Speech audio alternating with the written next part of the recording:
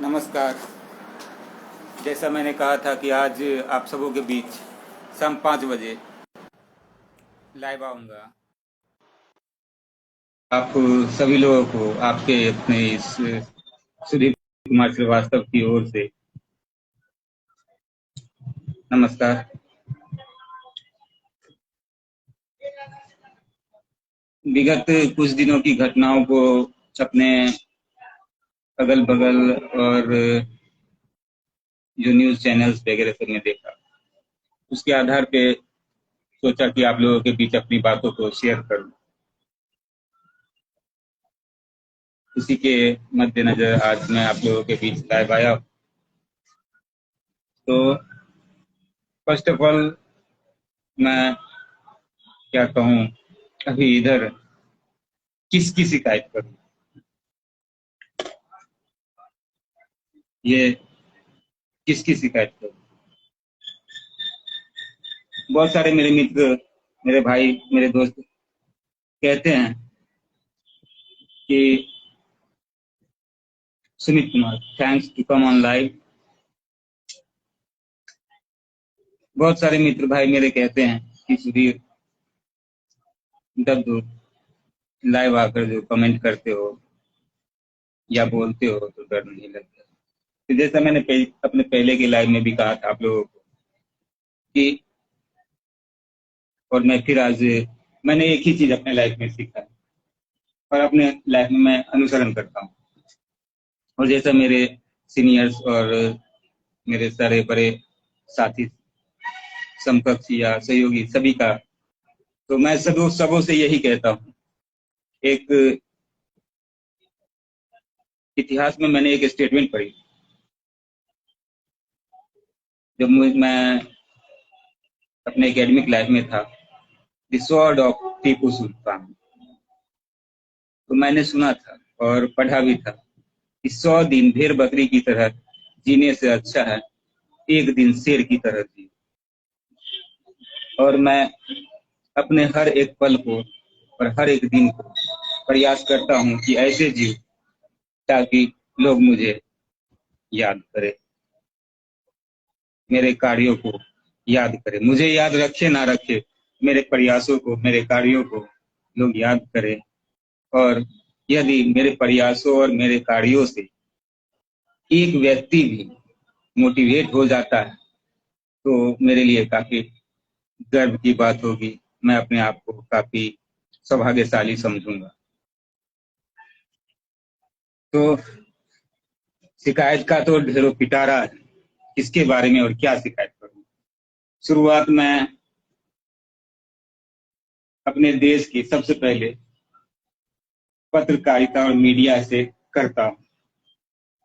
ऐसा ना समझे कि अमिताभ भैया, thanks to come on live. तो अभी कुछ दिन पहले सुना होगा आप लोगों ने कि एक सोनू नाम का लड़का, जैसे मैंने कहा मैं बिहार के समस्तीपुर जिला और समस्तीपुर जिला के जिला वकील संघ समस्तीपुर से संबंधित हूँ, यही मैं अपना प्रैक्टिस करता हूँ। तो मुद्दे पे आ जाता हूँ।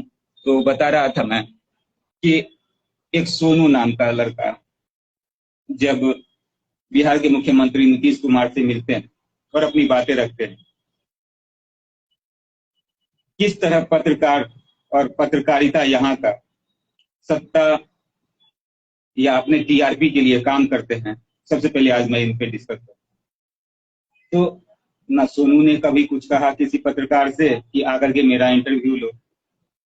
शुरुआती दौर में एक तुल पकड़ाया और कहा जाता है कि उस शिखर तक पहुंचा दिया कि सोनू सोनू, हर एक चैनल्स पे सोनू। और जब सत्ताधारी या सत्ता दल या सत्तासीन लोगों द्वारा प्रेशराइज किया गया तो वही चैनल्स, वही न्यूज रिपोर्टर्स फिर उसी सोनू के उन सारे गुणों को, उन सारे बातों को भूल कर उसके खिंचाई करना शुरू कर दिए और उसके पीछे लग गए। इससे पूर्व मैं कोरोना पीरियड की बात करूं तो एक ज्योति नाम की लड़की थी जो साइकिल साइकिल गर्ल के नाम से जानी जाती है। उस समय भी देखने को मिला वो तो कहीं नहीं गए, ना किसी से मिली, लेकिन ये पत्रकार और कुछ नेतागण बहुत सारे लोग पर लोग उस लड़की को भी दिए, बहुत सारी आशाएं और उम्मीद जगाई कि तुमको ये करेंगे। तो देख, कहने का मेरा ये मतलब है कि यहाँ अपनी पब्लिसिटी, अपनी नाम के लिए यदि कोई incident, Rinki thanks to come on live, अपनी पब्लिसिटी के लिए तुरंत यदि कोई कुछ कार्य करता है तो उसके साथ उसका नाम जुड़े, अपना नाम जोड़ने के लिए उसे तुल पकड़ाते हैं। और जब सबसे बड़ी विडंबना तो तब हो जाती है जब सत्तासीन अधिकारी का प्रभाव, जैसे ही उसका विरोध हुआ, समझ जाइए कि क्यों विरोध हुआ, और सत्तासीन अधिकारी का प्रभाव जैसे उन चैनलों पे पड़ता है, जिस व्यक्ति की वो कल प्रशंसा कर रहे थे उसी की टांग खिंचाई करना शुरू कर देते हैं ताकि उनका न्यूज चैनल बंद न हो। तो इससे स्पष्ट होता है कि हमारे देश की, हमारे समाज में जो पत्रकारिता है वो निष्पक्ष नहीं।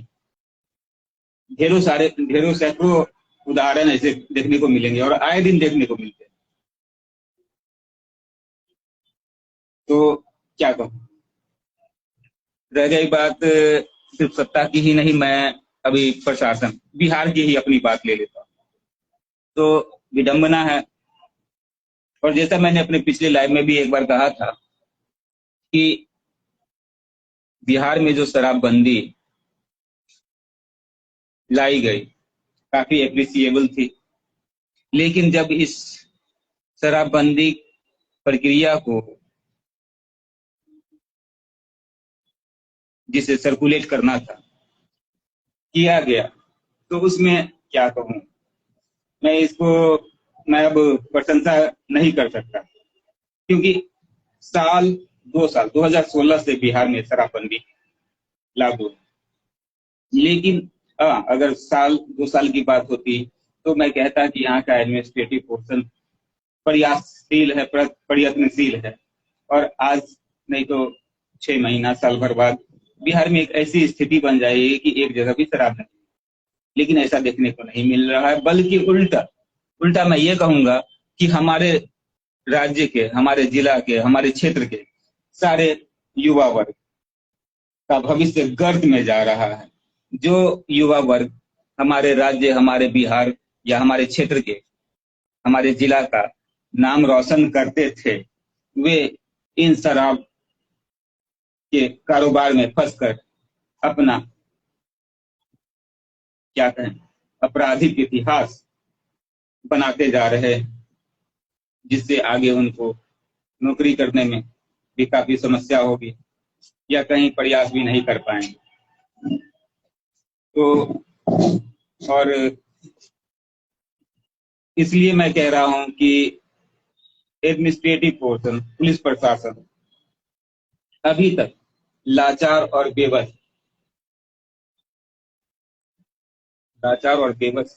क्यों? अगर वो चाहे तो क्या बिहार में शराब आ जाएगी? तो ये खुद चाह रहे हैं, तो ये सोची समझी प्लानिंग है कि बिहार के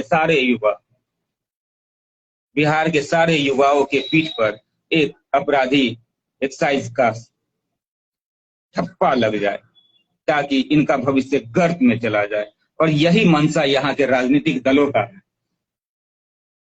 नहीं तो मैंने बताया था एक बार पिछले लाइव में कि कोविड पीरियड में एक जिला से, एक गांव से, एक कस्बा से, एक राज्य से दूसरे राज्य में जाने में इतनी कठिनाइयां, इतनी समस्याएं होती, इतनी चौकसी थी। आज जो आए दिन गली चौक चौराहों में पुलिस प्रशासन 10 रुपए, 20 रुपए, 100 रुपए की उगाही करने के लिए लोगों को परेशान करते हैं, क्या अगर इन सब को, और इतनी बड़ी सेना, इतना बड़ा प्रशासनिक दल है, बॉर्डर को कंट्रोल नहीं कर सकते, शराब को रोक नहीं सकते, तो इससे साफ जाहिर होता है कि इन लोगों की सोची समझी प्लानिंग है कि बिहार के युवा शिक्षा और जो समाज में अपना नाम रोशन करते, वो छोर और सबों पर एक आपराधिक इतिहास का धब्बा लग जाए, दाग लग जाए चाहते हैं। और इसी वजह से बिहार में शराबबंदी मैं कहता हूं लाया गया, पूरी सोची समझी प्लानिंग के तहत, न कि बिहार के लोगों के विकास के लिए। बिहार के लोगों की विकास की चिंता होती तो आज तक एक भी कल कारखाने, एक भी फैक्ट्री या व्यवसाय क्षेत्र विकास किया जाता। ऐसा कहीं नहीं। शराबबंदी कर दी गई। जैसा मैंने कहा कि मैं प्रोफेशन, आप लोग जानते ही हैं कि मैं प्रोफेशन से लॉयर हूं। एक कोई व्यक्ति पकड़ाता, मेरे पास बहुत सारे ढेरों ऐसे केसेस हैं, एक कोई व्यक्ति पकड़ाता है, न्यायपालिका की बात करेंगे, मैं उसी पे आ रहा हूँ। तो जैसे ही एक कोई जो बिजनेसमैन को तो पुलिस पकड़ने से रही, क्योंकि उनसे उनको चुंगी मिलती है, वो क्या कहते हैं, हफ्ता पहुंचाया जाता है। तो बिजनेसमैन, जो रियल बिजनेसमैन है, वो तो कभी इनके हाथ से चढ़ा नहीं। तो एक कोई व्यक्ति पकड़ाता है, वो तो दुर्भाग्य, मतलब हम लोगों का सौभाग्य है, खुशकिस्मती है कि हम लोग उससे बचे हुए, नहीं तो, और जज साहब लोग बचे हुए, नहीं तो वो दिन दूर नहीं कि कोई व्यक्ति जिसको किसी केस में अगर पनिशमेंट मिली हो या रिहा हुआ, सजा के बाद रिहा हुआ हो, वो एक बोतल लेके आया, कहा कि उसी जज साहब ने तो मुझे कहा था, उन्हीं के इशारे पे मैंने ये शराब पिया, या उन्हीं वकील साहब के इशारे पे मैंने शराब खरीदा, और इम्प्लीकेट कर दिया जाएगा। तो और देख रहा हूं यहाँ केस के मेरिट को, जब मैं बेल में बहस करने जाता हूं, देखता हूं सीनियर्स लोगों को भी देखता हूं, तो ऐसा कानून बना, रियल फैक्ट जो कंसेप्ट है, जिससे उस किसी व्यक्ति का जिसका नाम इम्प्लीकेट किया गया, कोई सरोकार नहीं, कोई मतलब नहीं, बस नाम आ गया, ना कोई एक्स्ट्रा इंडिपेंडेंट विटनेस, ना कोई एविडेंस, और बस सिर्फ नाम आ गया, भैया यहाँ से अब आपको बेल नहीं मिलेगी, मात्रा भी काफी है, बिना जेल गए। भाई इसमें उसकी क्या गलती, वो यहाँ था भी नहीं। वो उसको, इस मैटर को तो छोड़िए, हमारे संघ में भी एक कुछ ऐसे अधिवक्ता हैं जिनका गाड़ी डिस्ट्रॉय हो चुका है, या फिर दूसरे के नाम से बेच चुके हैं, या फिर कुछ गाड़ियां ऐसी है जो उनके घर पे बस उनके नंबर प्लेट का उपयोग किसी शराब तस्कर ने कर लिया, जाली ढंग से बनवा कर। तो गाड़ी का और भी इक्विपमेंट्स होता है, चेसिस नंबर होता है, इंजन नंबर होता है, इन सब का अनुसंधान किए बिना बस गाड़ी के नंबर प्लेट को देख के उस अधिवक्ता का नाम इम्प्लीकेट कर दिया, उस व्यक्ति को इम्प्लीकेट कर दिया जाता है। ऐसी हमारी कानून व्यवस्था है।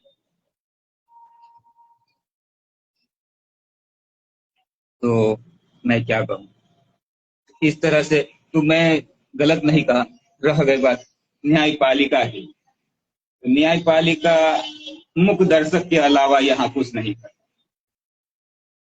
वो न्यायपालिका क्या करेगी, करोड़ों रुपया कंप्यूटर पे ई सर्विस, ई कोर्ट के नाम पे पूरे देश में, कि हाँ इंडिया में ई कोर्ट सर्विस है, ई कोर्ट सर्विस, करोड़ों रुपया खर्चा किया गया और किया जा रहा है अपने बैंक बैलेंस को बनाने के लिए। मुझे कहने में थोड़ी अतिशयोक्ति नहीं, क्योंकि आज तक कोई भी मैं केसेस उठाता हूं ऑनलाइन चेक करने के लिए, एडीजे और कुछ मजिस्ट्रेट के कोर्ट को छोड़कर किसी भी केस का डेट अप टू डेट नहीं रहता।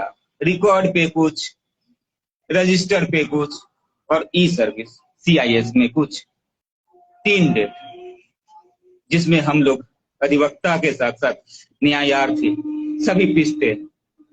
क्या कर वो न्यायपालिका जो अपने क्षेत्र को कंट्रोल नहीं कर सकती, अपना उसका जो जिसपे करोड़ों रुपया खर्च किए उस पे कंट्रोल नहीं, उससे क्या उम्मीद और आशा रखी।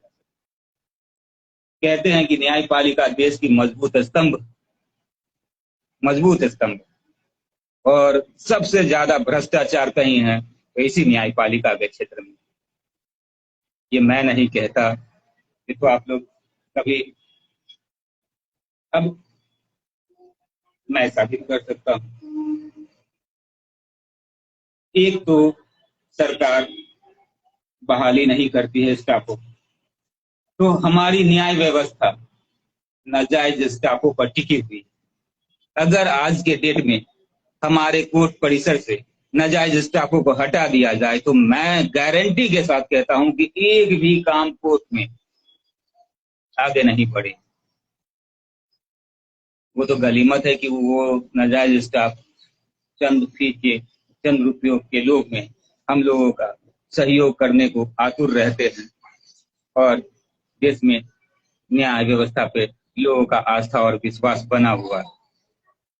लेकिन अगर कहा जाए तो मुझे कहने में थोड़ी भी अतिशयोक्ति नहीं है कि सबसे ज्यादा भ्रष्टाचार का गढ़ कहा जाता है ना, चिराग तले अंधेरा, वही बात।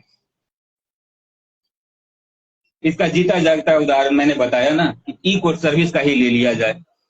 किसी भी मजिस्ट्रेट के कॉज लिस्ट निकाल लिया जाए, उनके रजिस्टर्स को देख लिया जाए, रिकॉर्ड्स को देख लिया जाए, ढेरों सारे एफआईआर है, केसेज है मेरे ही पास, जिसमें डेट कुछ है।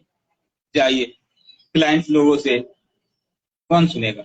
वकील साहब सुनेंगे, सारा खिचड़ी पकाएंगे वकील साहब, क्लाइंट को कन्विंस करेंगे वकील साहब, और जब पैसे की बात आएगी कोर्ट के खिलाफ ताबेदारी दिखाएंगे। वो जिनकी सैलरी 35,000 40,000 से ऊपर ही, भाई किसको कहेंगे? क्या यहाँ के जुडिशियरी के लोगों आंखों के नीचे बगल में इस तरह की बातें होती है, उनको पता नहीं? तो मैंने क्या गलत किया? सबसे ज्यादा भ्रष्टाचार कहीं है तो हमारी न्याय व्यवस्था, न्यायालयों में है, न्याय प्रणालियों में। उसके बाद आइए प्रशासनिक क्षेत्र में, यदि किसी व्यक्ति ने रंगदारी, हफ्ता, या अगर ऊंची आवाज में बोल दिया या उनकी बात नहीं माना, तो अब तो बहुत अच्छा है, आसान है, एक बोतल धरा दो, जिंदगी भर जेल में सड़ते हो। मैंने तो कहा ही ना कि यहाँ बिहार में सबसे पहले तो, बिहार में जो ये दारूबंदी शुरुआती दौर अच्छा लगा, लेकिन जब मंथन किया मैंने और जो स्थिति और परिस्थितियों से अवगत हुआ, तो उससे स्पष्ट होता है कि हमारे राज्य के, हमारे क्षेत्र के युवाओं के भविष्य को गर्त में मिलाने के लिए ही यह बिहार में शराबबंदी की प्रथा लाई गई। भाई 1 साल 2 साल मैनेज होता है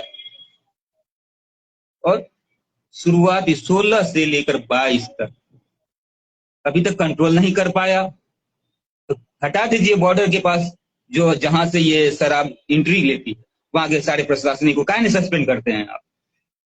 मैं उन नेताओं से, भ्रष्ट नेताओं से और देश के महामहिम, हम बिहार के ही नहीं नागरिक है बल्कि हम भारत के नागरिक, और भारत के एक राज्य, जिस बिहार में हम लोग बिहार से हम लोग संबंधित है, समस्तीपुर जिले से संबंधित है, तो हमारा प्रथम नागरिकता क्या है? भारत के नागरिक।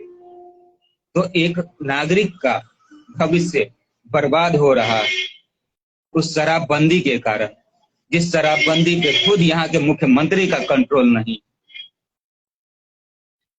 भाई कैसे कंट्रोल रहेगा? मैं 100% गारंटी के साथ कहता हूं, अगर कोई पार्टी प्रोग्राम किसी मंत्री संतरी पदाधिकारी के यहाँ का होता है, ब्रेथ एनालाइजर लेकर टेस्ट लिया जाए, एक एक व्यक्ति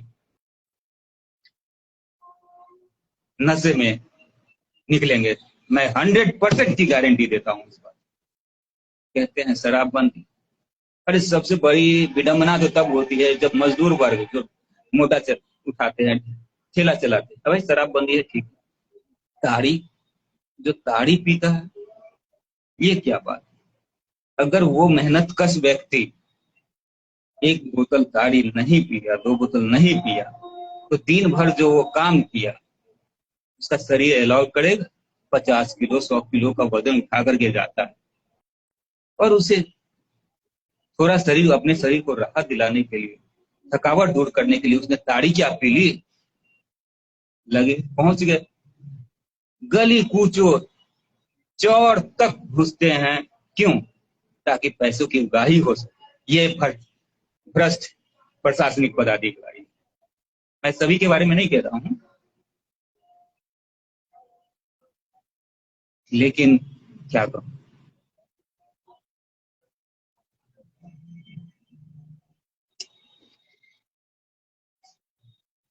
नीरव,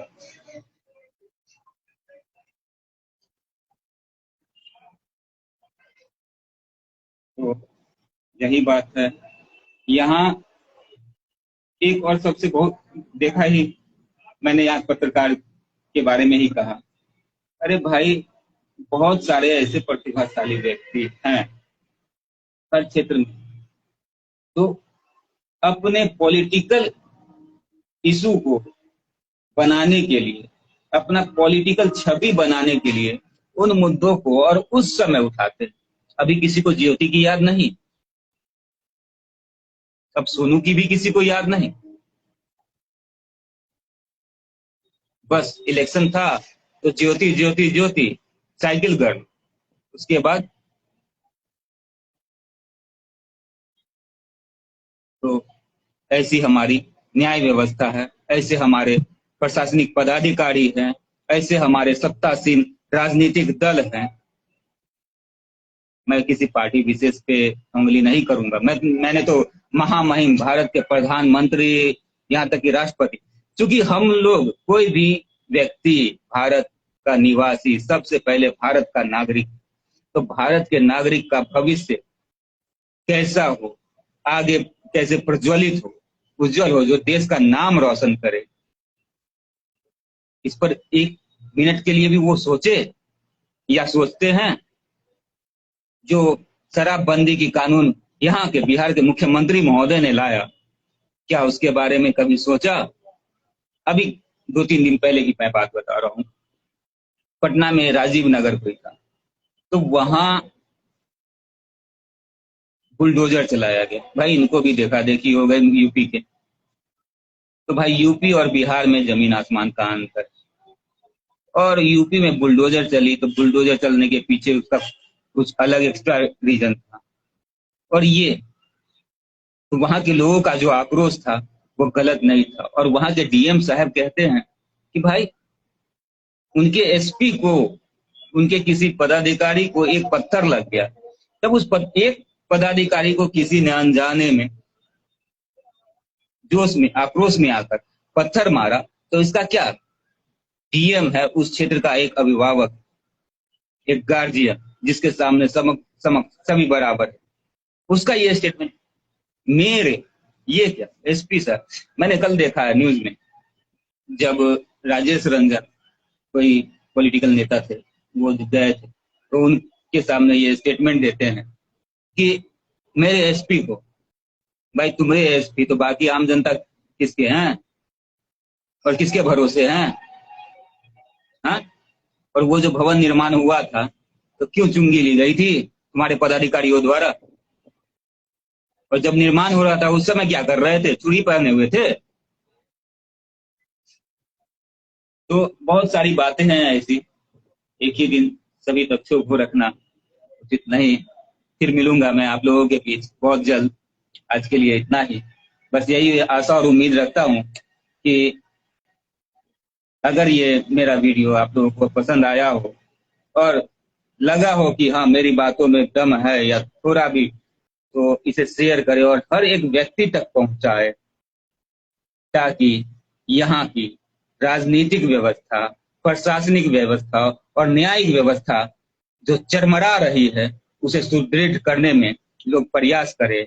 और अगर नहीं होता है तो मैं अपने अगले लाइव सेशन में, अगर इन सब में सुधार नहीं हुआ, तो सुना था मैंने कि अंग्रेजों से लड़ने के लिए बहुत सारे योद्धा खड़े हुए थे। तो प्रयास कोई एक ही व्यक्ति करता है और मैं प्रयास करने के लिए आगे बढ़ने को तैयार हूं और आशा और उम्मीद रखता हूं कि मेरे प्रयास में बहुत सारे लोग मेरा साथ देने को आएंगे और अगले सेशन में मैं अपनी एक सेना का गठन करने जाऊंगा जो डी सेना के नाम से जाना जाएगा।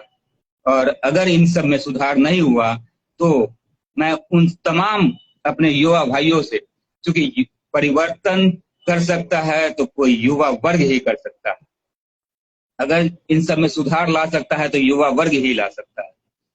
तो अगर मैं अपने सभी तमाम युवा वर्ग, युवा साथियों से यही आग्रह और विनती करूंगा कि यदि आप लोगों के समक्ष कोई भ्रष्टाचार या किस आपत्तिजनक कोई भी प्रशासनिक पदाधिकारी हो, जस्टिस हो या गवर्नमेंट एम्प्लॉयड हो, कोई भी यदि आप लोगों के समक्ष करता है तो बेझिझक संविधान, भारत की संविधान मानता हूं मैं, आस्था भी है मेरी, लेकिन मैं यही कहूंगा कि उसका मुंह तोड़ जवाब दीजिए। ये मत देखिए कि वो प्रशासनिक पदाधिकारी है, अगर उसने गलत किया है तो उसको दोष लगाने का कलेजा रखिए और लगाइए, बाकी देखा जाएगा कि क्या होगा। इन्हीं बातों के साथ और किसी को कुछ पूछना हो, निशा राज,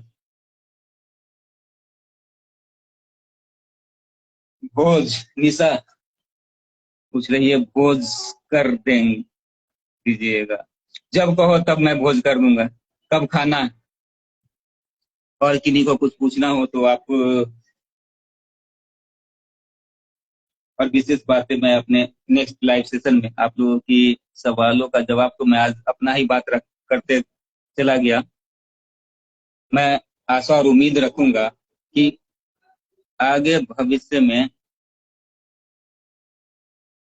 क्योंकि अगर आप युवा वर्ग और जागरूक नहीं होंगे,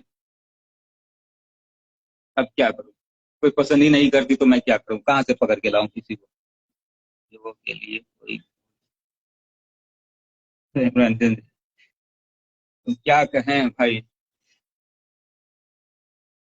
कोई पसंद करे तब ना, मैं अब जबरदस्ती तो मैं किसी को पकड़ने जाऊंगा नहीं। देखते हैं मैडम, यहाँ अभी तक, खैर नेक्स्ट सेशन में, फिर लाइव सेशन में मैं आऊंगा तो आप लोगों के समक्ष अपनी बातें रखूंगा और आप लोगों की हर सवाल का जवाब दूंगा। आज के लिए धन्यवाद।